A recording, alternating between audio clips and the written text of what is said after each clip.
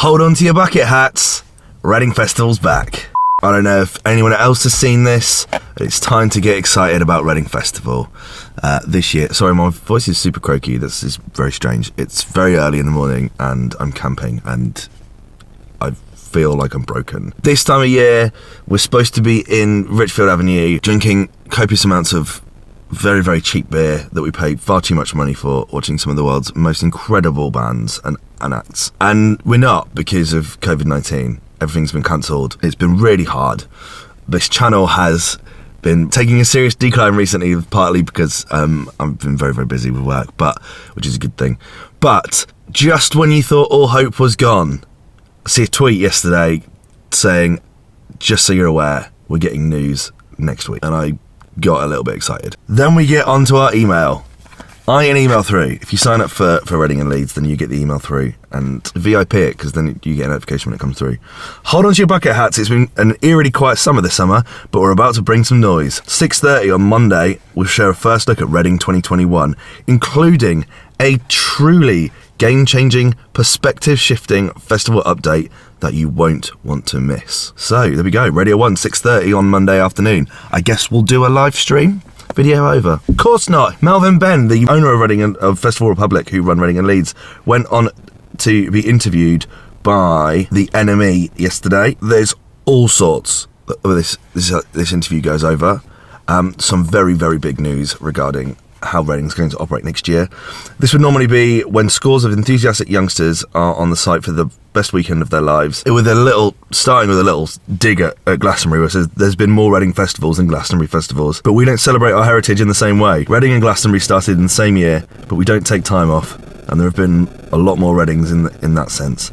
Nothing compares to Glastonbury, but we're more about looking forwards than back. Always got to have a little dig there, hasn't he, Melvin? Loves it. He fucking loves it. This year, obviously, is the first year that Reading's been furloughed, I guess. It's been the first year off. And that's never happened before. Like, Glastonbury has one off every 4 years. This has been a forced fallow year for Glastonbury.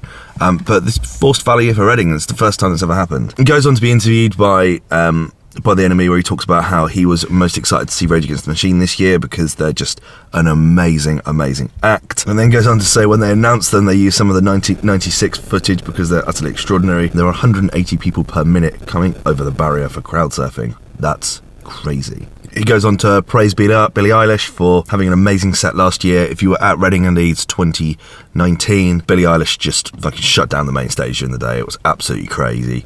She was massive.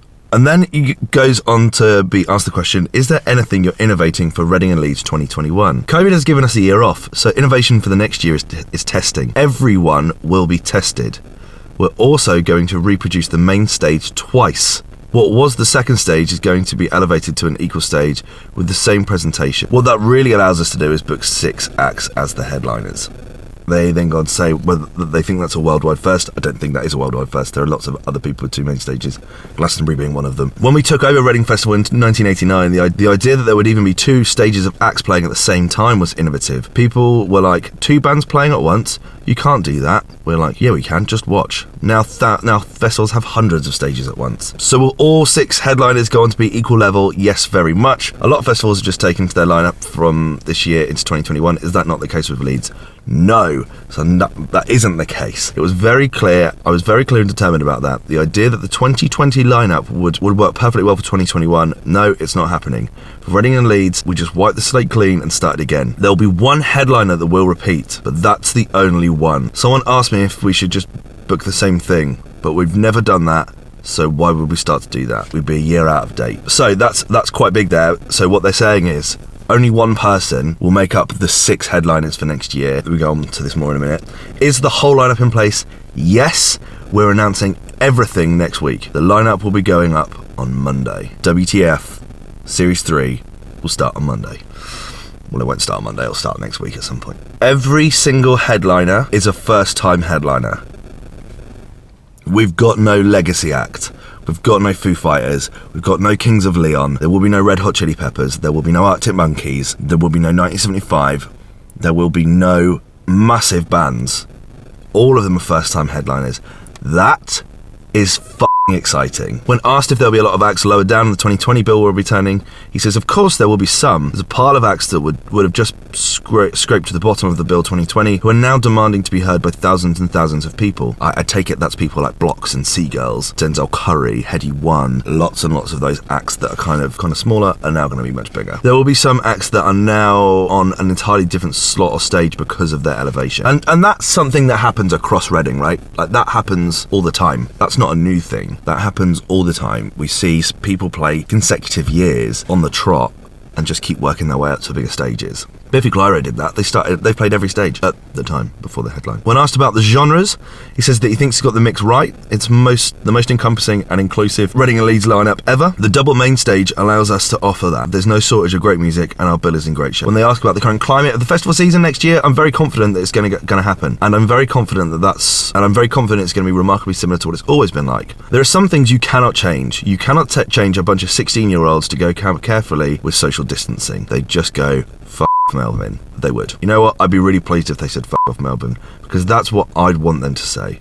Most young people are going about their business the way that they always have. They're not socially distancing. They're hanging out with their mates because they've got a lot more brains than when I was young, and they know they need to be careful around Granny and Grandad. That was a weird comment, Melvin. I'm not sure about that. So festivals could happen with or without a vaccination. We don't need a vaccination because we can go through the problem with a really good testing regime. We'll be able to do this by next year. If there is a vaccine, there will be sufficient for old and the vulnerable. Young people can resist it, and the government know that now. In March and April, they didn't know that. Everybody was shit scared. Again, this is a little bit political about coronavirus, and I don't think Melvin Benn is a coronavirus expert. He can put on a very, very good festival, and I think he wants to put it on. And they go on to talk about testing and all that kind of stuff. But they are going on to say that they are going to be running full capacity. Yes, very much so. It will be all-encompassing. It will probably be the government's vision of the full capacity plan, which is even bigger than what mine was. There will be some sort of test. By the time August 2021 comes around, it will take 10 minutes. And you can see the kids outside doing it. Who can let the pint the quickest? Who can do the test the quickest? There is a tweet that says that they're having a special announcement on Monday on Jack Saunders' show from 6:30. That's super exciting. I can't believe that we're finally getting our Reading announcement that early. This is the earliest ever that the following year's Reading has been announced. It's exciting for me because I basically have an entire year to put a series together, which is brilliant. And if you were a fan of the 2019 series, we've discovered some incredible bands, some incredible rappers, some incredible artists. We covered everything, and it was brilliant. It was so much fun. This year they announced it in like February. It was too compressed. So I've got a few questions. What does that look like? Does that just mean that they're making the Radio 1 stage bigger and it's going to be main stage 2? Does it just mean that they're keeping the Radio 1 stage, but they're putting bigger acts on it? I mean, I have questions. Is it an entirely new stage? If it is, where's it located? How does that affect the arena?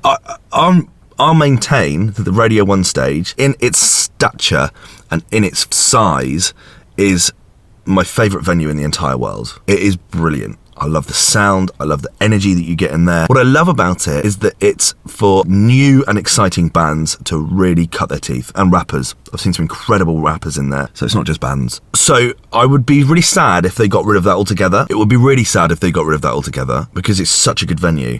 Equally, I love the size of the bands playing such a big venue for what it is. It's like 8,000 people. I think it's like 20,000 people. It's a big room. It's a big tent. So I would be really sad if they got rid of that. Seeing Seagulls last year play to that many people, you could see on their face just how mad it was. Same with Blocks. Like, they played that set last year, and you could see just how crazy it was to them to be playing a venue that size and to have people turn up. It was the same with H last year. Same when I saw Odd Future, Frank Carter. I would have loved to have seen Idols there this year. That would have been incredible. So I don't know what that means. And I would really just hope they don't get rid of it. And that's my biggest fear. Someone has claimed to have leaked a poster. I will put this on the screen next to me. Liam Gallagher apparently has self-confirmed as one of those 6 headliners. Including on that lineup, we also have Bring Me the Horizon, Travis Scott, Slipknot, Billie Eilish, and Panic at the Disco. Here's how I know that's fake. Because Panic at the Disco headlined like 3 years ago. They headlined 2018. So they're not a new headliner. Liam Gallagher is carried on from last year. He's the only one. All those other ones have been just cropping up as headliners acts for the last few years. Bring Me the Horizon. Perhaps this is how you do it. Now you've got 6 headliners that are going to be smaller and newer. Perhaps Bring Me the Horizon finally it's their time. Same with Travis Scott, that would work. Slipknot, I would do anything to see Slipknot. That would be incredible. But a lot of this is just acts that are carried over from this year, and I don't think we're going to see that. Plus, I can't see Kenny Hoopla on here anywhere. I think Sports Team playing the Festival Republic stage after being nominated for a Mercury is ridiculous. They'll be very, very high up on the Radio 1 stage. Or the main stage now, like they're a big band. But there's some cool people in there, like I'd love to see Sundar Karma again, that would be cool. Fontaines I can see on this one, Tudor, Idol, Slow Tie. Yeah, basically they've just taken the one extra stage from last year and moved it over. Get more creative with your hip hop, guys. You can tell this is someone who's not a big fan of hip hop. Anyway, I'd love to know what you think. Who do you want to see as one of those 6 headliners? It's an exciting time when this rolls round. I love this. Mate, I just needed this. It was just so what I need. Sorry, my camera's running out of battery. Let me know your thoughts in the comment section below. As always, let's start this conversation. The road to Reading 2021 starts on Monday. Starts now. Fuck it, it starts now. Let's enjoy this. I am looking so forward to this. I can't even tell you. Let me know your thoughts in the comment section below as always, and I will see you on Monday. Cheers. Bye.